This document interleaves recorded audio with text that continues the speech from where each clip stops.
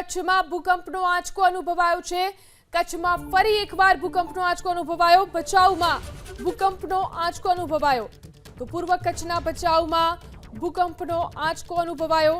ફરી એકવાર કચ્છમાં આવ્યો ભૂકંપ। ભચાઉમાં 3.1 ની તીવ્રતાનો ભૂકંપનો આંચકો અનુભવાયો છે। બપોરે 12:41 આ ભૂકંપનો આંચકો અનુભવાયો છે। તો કચ્છના ભચાઉમાં ભૂકંપનો આંચકો। વધુ જાણકારી મેળવીએ અમારા સંવાદદાતા હર્ષદ ફોન લાઈનથી જોડાયા છે। હર્ષદ, ફરી એકવાર ભૂકંપનો આંચકો અનુભવાયો છે, કયા વિસ્તારમાં અને કેટલી તીવ્રતા? દિલન, પૂર્વ કચ્છના ભચાઉમાં ભૂકંપનો આંચકોનો અનુભવ જે છે તે થયો છે।